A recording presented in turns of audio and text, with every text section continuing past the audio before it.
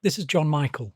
You are listening to Fieldcast 04. We have analysed the harvest. We have exposed the muzzle. Now we end the war. The Empire relies on you being tired, distracted, and obedient. It keeps you asleep with the promise of a charmed life. To break free, you do not need a new theory. You need a new set of orders. We are opening the file on the resistance protocols. This is not a devotional. It is a counterinsurgency manual. Transmission starts. All right, we're back, and I have to say, the air in here today, it feels heavy. It's dense. It's Yeah. definitely dense. There's a kind of pressure to it, like the air right before a thunderstorm breaks. Yeah, that's a good way to put it.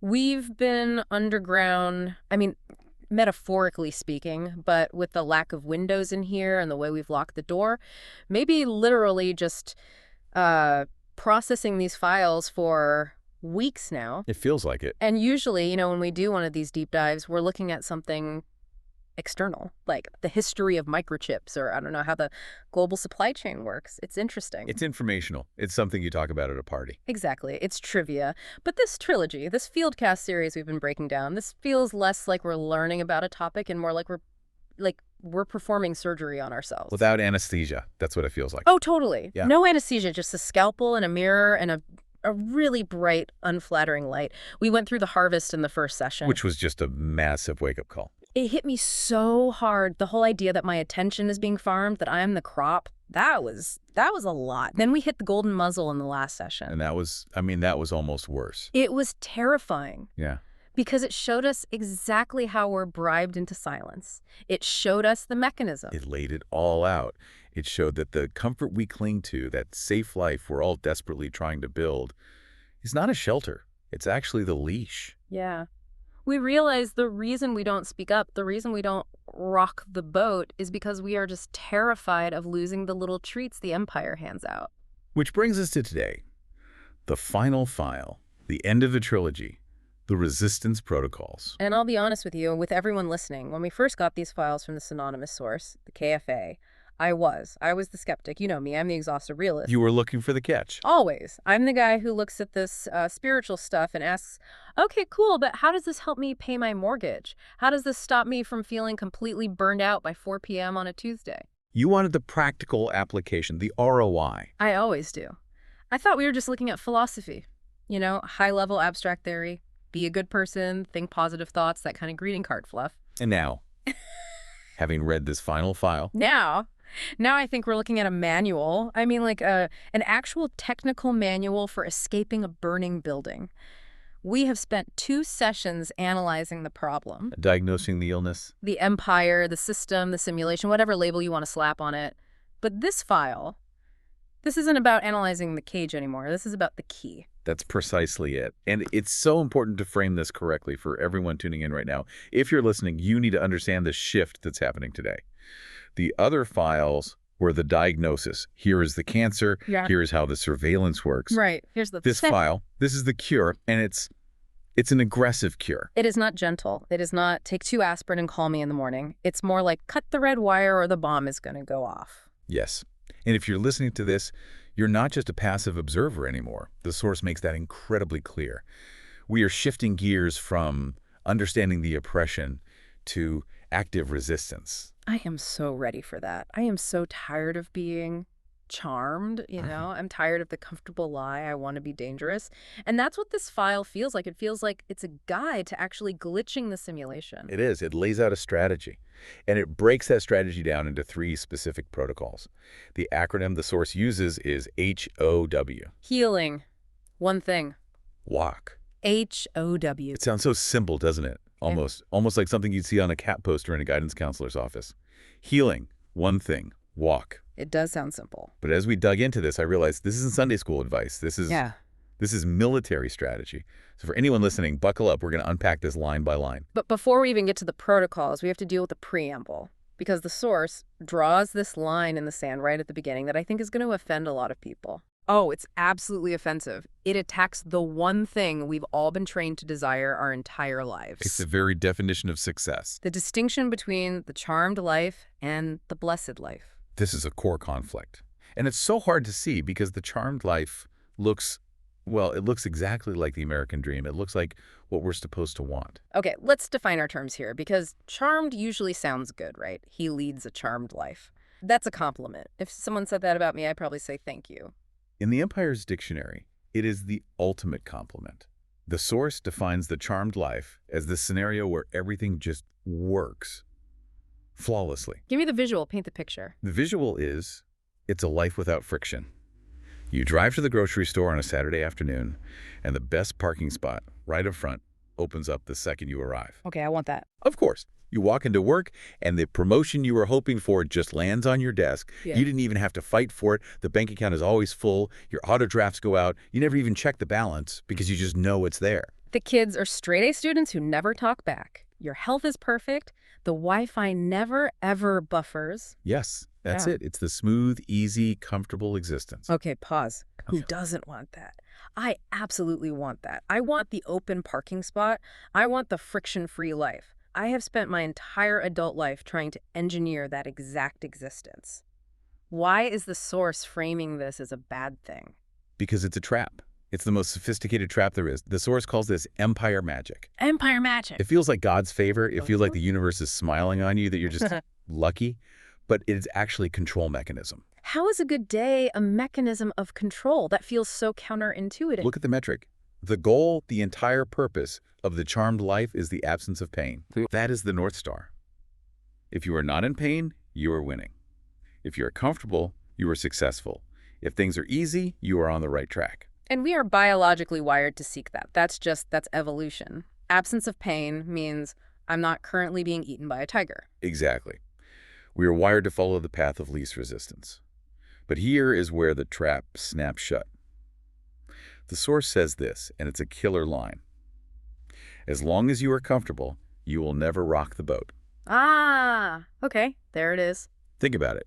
If the system, the empire, is feeding you, clothing you, and keeping you perfectly comfortable, if it's giving you the good parking spot every single time, are you ever going to question the system? No.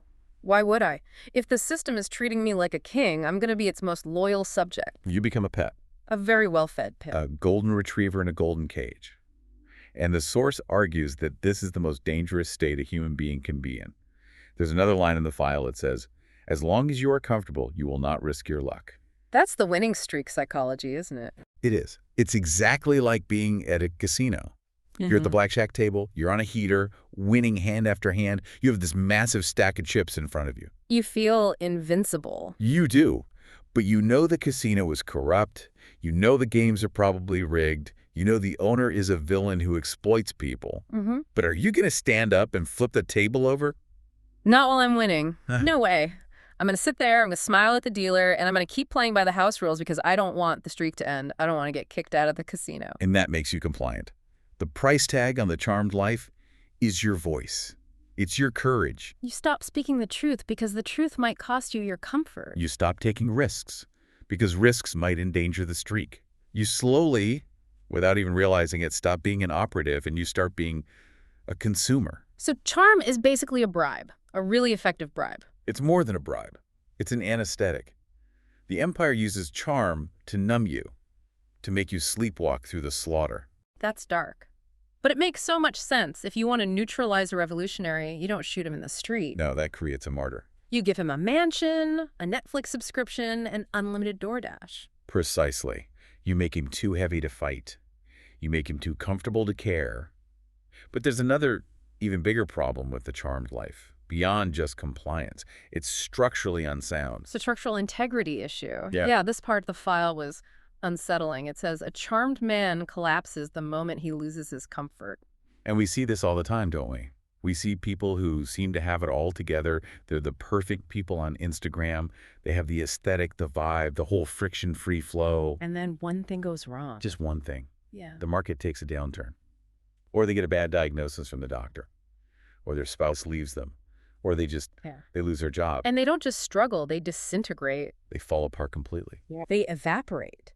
Because their entire sense of identity, their entire sense of well-being was external. It all relied on the empire keeping the lights on for them. It relied on the circumstances being perfect. They're like hydroponic plants. That's a great analogy. Go with that. They look so green and lush. They grow really, really fast as long as that perfectly balanced nutrient water is being pumped in 247. But they have no soil, they have no roots. Turn off the pump for an hour and they wither and die. Exactly. They have no root system. And in a world that is increasingly chaotic, in a simulation that is clearly starting to glitch, having no root system is a death sentence. Okay, so if the charmed life is the counterfeit, if it's this empire magic designed to keep us asleep and fragile, what's the real thing? Well, the source contrasts it with the blessed life. And I have to say, looking at the specs for the blessed life, the marketing brochure for it is terrible. It really is. If you put these two lives side by side on a billboard, everybody buys charm, no question. 100%. Because the definition here, the source says, the blessed life is not the absence of pain. It is the presence of God. That's the entire metric, not comfort, presence. Which sounds nice, in a religious, abstract sort of way. But then it goes on to say, the blessed life includes the valley. It includes the storm. It includes the cross. It sounds like a raw deal to the consumer. It's a terrible sales pitch. Yeah. Hey, you can have the open parking spot and the full bank account, or you can have God, but also maybe a hurricane and some deep betrayal. I mean, come on, who signs up for that? The consumer doesn't, but the warrior, the operative. It's the only deal that matters because the charmed life is fragile. The blessed life is anti-fragile. Anti-fragile, meaning it gets stronger when you hit it, when it's under stress. Yes. The source makes this fascinating distinction. The charmed man is supported from the outside in. His happiness depends on his circumstances. The blessed man is supported from the inside out. Unpack that for me. The blessed man can lose the job. He can lose the status. He can even lose his physical safety. He can be standing in the middle of the storm in the darkest part of the valley, in his own worst-case scenario. And yet, the file says he remains untouchable. Untouchable. Not because the bad things don't happen to him, they do, but because the thing that sustains him, the thing that gives him his identity and his peace, isn't in the bank account. It isn't in his social media approval rating. It's internal.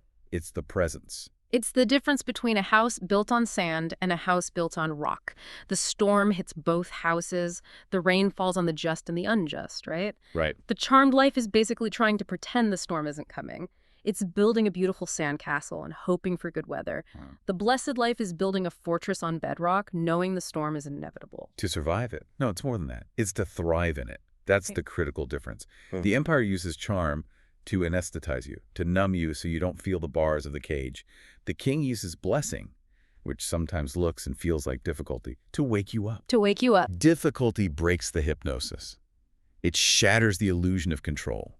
When the parking spot doesn't open up, when the promotion doesn't come, when the diagnosis is bad, you have a choice. You can crumble, like the charmed man, or you can dig down. You can find the root. You can connect to the source that isn't dependent on circumstances. And that's the pivot point of this whole deep dive, isn't it? If you're listening to this and you're thinking, my life is great, everything is smooth, why should I care? Maybe the question you should ask is, are you awake? Or are you just comfortable? Because comfort is the most dangerous drug the empire has in its arsenal.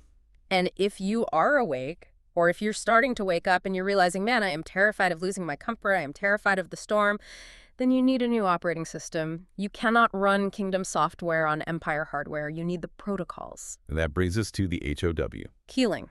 One thing. Walk. Let's dive into the first one. Protocol H, healing. And the subtitle here is The Antidote to the Anesthetic. This protocol goes right for the throat. It addresses the primary economic engine of the empire, which the file calls the wound. Okay, hold on. We need to frame this correctly, because usually when we hear wounds and healing, we're talking about therapy, we're talking about, crying on a couch about your childhood. It feels very soft. And personal. But the source frames this economically, almost mechanically. It argues that the system needs you to be wounded to function. It's a feature, not a bug. Why?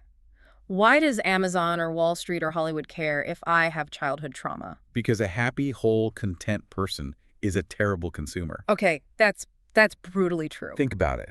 If you are fully satisfied, if you know deep in your bones exactly who you are, if you feel completely and unconditionally loved and secure, Do you need to buy the new luxury car to impress your neighbor? No, not all. Do you need to post the perfect vacation selfie to get 500 likes to feel that little dopamine hit of validation? No. Do you need to work 80 hours a week to get the title of senior vice president so your dad will finally maybe be proud of you? Oof. Okay, now you're getting personal. But I see the point. That's the mechanism. The empire has to manufacture a deficit. It has to create a hole in your soul so that it can sell you things to temporarily fill it. So the wound is the demand, and the empire sells the supply. It's the perfect business model. It is. And the file identifies two specific lies, two viruses, it calls them, that the empire whispers into that wound to keep it open and infected. Lie number one is scarcity. It is not enough.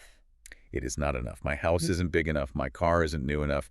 My vacation wasn't exotic enough. My phone isn't the latest model. My life isn't as interesting or beautiful as the lives I see scrolling on my phone. Exactly. And the tactical outcome of believing that lie is a constant gnawing compulsion to buy. It directly drives what the file calls the lust of the eyes. You see, you want, you acquire. And for a moment, it works. For a moment, you get that little hit of dopamine, the anesthetic, and the ache of not enough goes away. Retail therapy. It is literally therapy for a spiritual wound. But then the anesthetic wears off.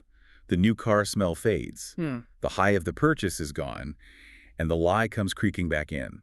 It is still not enough. So you have to go buy something else. It's a treadmill. It's a bucket with a hole in the bottom that you're just endlessly trying to fill. And the second lie is even deeper, even more insidious. Lie number two is about identity. You are not loved. Or, maybe more accurately in our professional culture, you are not worthy, you are not valid, you haven't done enough to earn your place. This is the one that fuels the hustle culture. This is the one that keeps the lights on in office buildings at 9 p.m. on a Friday. Yes. The tactical outcome here is the compulsion to perform. This drives the lust of the flesh. If I perform well enough, if I get the promotion, if I hit the sales target, if I crush the competition, then I will be valid. Then I will be loved. Then I will be enough. But you can never, ever perform enough to fill a hole in your soul. Never. You can win the Super Bowl, you can ring the opening bell at the New York Stock Exchange, and the next morning you'll wake up and the voice will whisper, "Okay, what now? Are you enough yet?" So the average operative, the person living in the empire, is just caught in this brutal cycle. Buying to fix the scarcity wound, performing to fix the identity wound. We're medicating a spiritual injury with material things. We are. So Protocol H says, stop numbing, start healing. Heal, don't numb. That's the command. But how, this is always where I get stuck, how do you actually heal a wound like I'm not good enough? It's not like setting a broken leg. Well, the source is very specific about the process. Yeah. First, we have to identify where we believe the lie. Yeah. This isn't just navel-gazing, it's forensic work. You have to go back. Where did you first agree with the idea that you weren't enough? You find the origin point of the virus? You find the root. Was it a parent, a teacher, a coach, a childhood rejection? Yeah. When was the first time you felt that sting of I'm not lovable or I don't have enough? And then, and this is the part that separates this from just positive thinking or self-help, you have to bring that specific lie, that specific memory to the Father, to the source. You have to let the origin of truth speak over the origin of the lie. Because my own brain is the one that bought the lie in the first place. I can't trust my own brain to fix it. Exactly. You cannot heal yourself with your own mind. That's like trying to fix a corrupted file using the corrupted file itself. You need an external reference point of absolute, unshakable truth. You bring the wound to the Father and you ask, what is the truth about this moment? What is the truth about me? And when you get that answer, when you actually experience that healing, not just think about it, the result is what the file calls becoming unmarketable. I absolute that term. It is the ultimate act of rebellion in a consumer society. You become unmarketable. Explain that to the listener. What does an unmarketable person look like walking around in the world? An unmarketable person is someone who cannot be bribed and cannot be threatened by taking things away.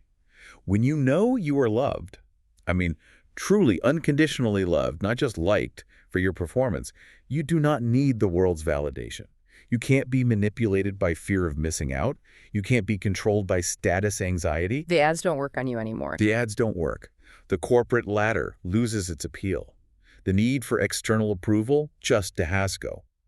It evaporates because you're already full. You step out of the entire economy of lack. And the file has this incredible line, you cannot bribe a man who is already full. Think about the power of that statement. The empire controls people through bribery and blackmail. Do this and we'll give you this status. Or don't say that or you'll lose this comfort. But if you don't need their status, Right. and you aren't afraid of losing their comfort, You are invisible to their control systems. You're a ghost in the machine. You walk right through the walls of the maze they've built for everyone else. you're off the grid, not physically but spiritually. You're walking around, you look like everyone else, you have a job, you drive a car, but their currency, their entire system of value doesn't work on you anymore. That is the goal of Protocol H, to close the security breach in your soul. As long as you are wounded, the empire has a hook in you. Healing removes the hook. That is unbelievably powerful. But here's the problem. Let's say I do that. Let's say I go through the process, I heal a wound, I'm feeling good, I'm full, I'm unmarketable. I walk out my front door and I get blasted. Blasted by what? By the noise, by the notifications, the billboards, the 24-hour news tickers, the podcasts, the sheer overwhelming volume of information and distraction. We don't live in a silent monastery. We live in a war zone of distraction. And that leads us directly to the second protocol. Protocol O. One thing, with the subtitle, The Antidote to the Noise. If healing addresses the internal wound, one thing addresses the external environment. The empire doesn't just wound you to control you, it distracts you. The file talks about the empire deliberately flooding the nervous system. Distraction isn't an accident, it's a weapon. It is the primary weapon of modern control. We think of it as a nuisance. Oh, I'm just scrolling on my phone too much. No. The file is clear. It is a weaponized strategy. The strategy is to flood your senses with notifications, urgency, breaking news, content. It's the feed. Literally and metaphorically, it's like radio jamming. If there's a signal you're supposed to hear, the enemy will blast static on that frequency. That is a perfect analogy. The goal is to keep you fragmented, to keep you living in a constant state of reactive panic. If you are constantly reacting to the ping, the buzz, the headline, the urgent email, you can never center yourself. You can never hear the signal. You can never hear the king. You can't even hear your own thoughts. The empire jams the frequency so you forget who you are.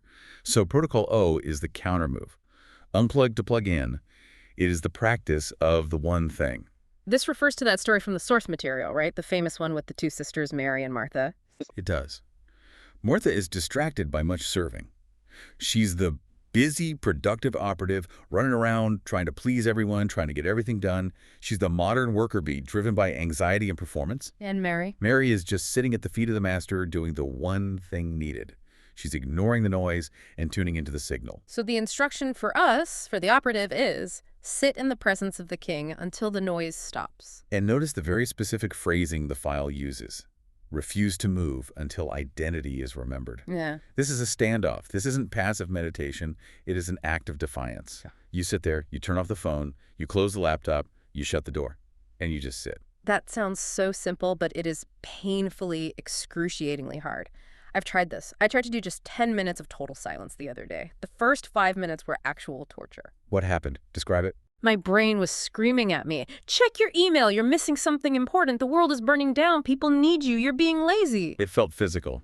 I felt a twitch in my thumb. My hand was literally reaching for the phone without me telling it to. That is the withdrawal symptom. That is the empire's algorithm screaming because it's losing your attention, which is its food source. The protocol requires you to push through that turbulence. You have to ride it out. It's like breaking the sound barrier. You know how a jet shakes violently right before it punches through into supersonic speed? It felt like that. That's it exactly. But if you stay in the chair, if you refuse to move, if Yeah. you just endure the shaking, eventually you break through to the silence on the other side. And in that silence, a critical shift happens. You shift from earning to receiving. That is the tactical shift right there. In the noise, you are always earning. You are earning your keep, earning your likes, earning your place at the table. In the silence, you stop earning and you start receiving. You receive your identity. You remember who you are. You remember you are a son or daughter, not an employee or a brand or a consumer. And the tactical result of this protocol, the file says, is becoming unshakable. Yes. And this brings us right back to the difference between the charmed man and the blessed man. The charmed man needs the world to be quiet so he can find peace. He needs the noise-canceling headphones, the spa day, the yoga retreat in Bali. He needs the external environment to be perfectly controlled and silent. Right. But the blessed man, the operative, who practices the one thing, he carries peace into the noise. He doesn't need to escape the chaos to find peace. He imports stability into the chaos. That's a superpower, to be the calmest person in the room when the building is on fire. That is what makes you a leader. That is what makes you a refuge for others. When everyone else is in reactive panic because the market just crashed or the pandemic hit or the news is terrifying, the operative who has done the one thing is operating from a place of deep internal rest. They are unshakable. Okay, so let's recap where we are. We've healed the wound, so we are now unmarketable. The Empire can't bribe us. We've practiced the one thing to silence the noise, so we are now unshakable. The Empire can't distract or fragment us. We are defensively sound. Exactly. Our defenses are up, but defense doesn't win the war. No, it doesn't. And this is where the file takes a very hard turn. This is where we go from spiritual self-improvement to something that feels a lot more like reality bending. This is Protocol W. Protocol W walk. With the subtitle, The Antidote to the Muzzle. The muzzle. The golden muzzle. We spent our entire last deep dive on this. The thing that keeps us from speaking the truth, from acting with courage. And what is the ultimate muzzle? What is the final, non-negotiable threat the Empire uses to domesticate us? Fear, specifically the fear of death. Correct. The Empire dangles the pride of life in front of us. Status, influence, safety, comfort. That's the carrot. But the stick behind the carrot is always, always death. Obey or you starve. Obey or you will be exiled. Obey or we will kill you. It's the ultimate leverage. The entire system is built on it. The system says, I can end you, therefore I own you. So Protocol W is about systematically dismantling that fear. It's about breaking the Empire's ultimate leverage. And the instruction is deceptively simple. Walk with Jesus and do what he did. And here is where we have to be very, very literal. The source isn't speaking metaphorically here. It's not saying, be nice like Jesus was. It says, and I'm quoting, we do not just believe in the supernatural, we deploy it. Deploying the supernatural. Yeah. That language is so important. It frames miracles not as religious pageantry or a historical anomaly, but as a current available tactical strike. It sounds like weaponizing a miracle. It is. It is an active measure against the physics of the simulation. And the file lists 3 specific tactics under this protocol. Tactic 1, heal the sick. And it defines this as breaking the entropy of the body. I love that definition. It's so scientific. It's precise. It is. Think about the Empire and the physical universe in its current fallen state. As a closed system of entropy, things fall apart. Energy dissipates. Bodies get sick and decay. Death is the natural, logical conclusion of physics as we know it. And so when you heal the sick, when you, as an operative, intervene with the power of the kingdom, you are reversing entropy. You are telling the laws of physics in this simulation, no, not today. You are introducing a higher law. The law of life from the kingdom is overriding the law of decay from the Empire. Tactic 2, cast out demons. The file defines this as breaking the oppression of the mind. The Empire rules through lies, fear, addiction, and mental bondage. Demons, in this tactical context, are the enforcers of that occupation. They are the foreign agents occupying the sovereign territory of a human mind. So casting them out isn't some weird exorcism movie scene. It's an act of liberation. It's taking back occupied territory. Exactly. It's removing the enemy's intelligence and control infrastructure from the human soul. And then we come to tactic 3. This is the one we have to look at squarely. This is the one that makes the exhausted realist in me start to sweat. Raise the dead. Subtitle: Break the finality of the end. Okay, so normally if I hear raise the dead, my 21st century brain immediately thinks, okay, that's for the saints in the stained glass windows. That's for a story from 2,000 years ago. That's not for me, here, now. But the file treats this as a tactical necessity. Why? Why is this the capstone of the protocols? Because of the leverage we just talked about. The Empire relies on death to control us. Death is its ultimate border. It is the edge of the map where he says, here be dragons, is the final threat that keeps everyone in line. If death is the final word, then the Empire wins. Exactly. If the Empire can kill you, and that's the end of the story, then it owns you. But what if the resistance has the power to reverse death? Then the Empire has no leverage left. None. Zero. Its most powerful weapon is a dud. The gun is shooting blanks. The file says, raising the dead breaks the finality of the end. It is the ultimate act of rebellion against the Empire's control. It's a glitch. A massive, system-crashing, blue screen of death glitch in the Maple Girls. Imagine the sheer panic in the control room of the simulation when an operative reverses a death. The code isn't supposed to work that way. The laws of physics are not supposed to be optional. The file has this line. It says, we will not allow death to reverse. It says, we will not allow death to reverse. The laws of physics are not supposed to be optional. The laws of physics are not supposed to be optional. The code isn't supposed to work that way. The laws of physics are not supposed to be optional. When you pray for a sick person on the street, you are tearing a hole in the simulation. You are proving that the empire is a lie. You are demonstrating that there is a higher authority, a higher law. You are exposing the simulation for what it is, a temporary construct that can be overridden by the power of the king. And the final result of this protocol of walking in this kind of power is becoming dangerous. The empire can control a philosopher, can control a celebrity, it cannot control a resurrection. That line gives me chills every time I read it. It cannot control a resurrection. Think about it. A philosopher can be bought, or argued with, or deplatformed. You can debate him on CNN. A celebrity can be canceled or compromised. You can dig up dirt on them from their past. But a person who walks with the power of the king, who carries resurrection life in their hands, who can look at death and say undo, that person is ungovernable. This is it. This is the transition we talked about at the very beginning, going from safe to dangerous. The charmed life is safe. The blessed life is dangerous to the system. Because the blessed life isn't passive. It's an invasion. You are actively bringing the reality of the kingdom of heaven into the occupied territory of the empire of earth. That is an act of war against the status quo. So we have the 3 protocols. HOW healing makes us unmarketable, one thing makes us unshakable, and walking makes us dangerous. And this brings us to the final section of the file, the one titled The Apprentice. This is the crossroads. This is where the file stops explaining and starts demanding. It says, this is the choice. It puts it right in our laps and in the lap of everyone listening. It gives you 2 options. Option A, you can remain a consumer.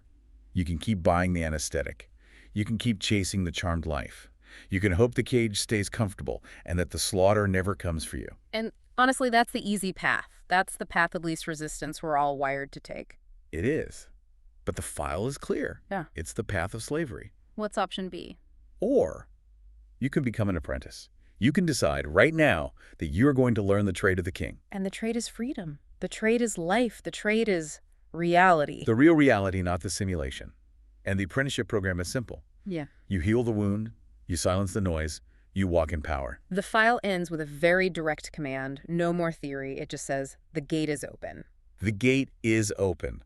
The cage was never actually locked. We were just too drugged, too charmed, too distracted to ever check the door. And the final command is, stop scrolling. Start walking. Do the stuff. Do the stuff. It's so simple and so profound.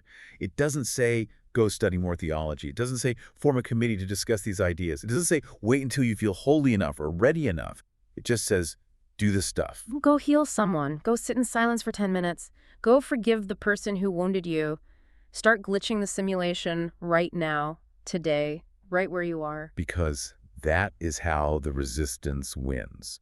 Not through a massive top-down political takeover, but by millions of individual operatives distributed all across the grid, refusing to be charmed, refusing to be fearful, and actively deploying the power of the king in their everyday lives. It's a decentralized revolution of love and power. It is the only thing the empire cannot stop. You know, when we started this series, I felt like a victim of the system. We analyzed the harvest, and I felt used. We analyzed the muzzle, and I felt silenced and powerless. But looking at this, looking at these protocols, I don't feel like a victim anymore. You shouldn't. A victim is someone things happen to. An operative is someone who makes things happen. I feel like I have the cheat codes. You do. We all do. The file is open. The manual is on the table. The question is, will we execute the program? And that's the question for you, listening right now. You've heard the intel. You know the difference between being charmed and being blessed. You know the HOW protocols. You know that the anesthetic is a lie and the noise is a weapon. So are you going to stay in the cage? Are you going to keep chasing the comfortable life? Or are you ready to become a threat to the system that wants you asleep? If the empire relies on death to control us, then becoming a person who can reverse death makes you the ultimate threat. Let that sink in for a minute. Are you ready to be a threat? The gate is open. It's time to walk. Do the stuff. See you in the field. This is Fieldcast, signing off.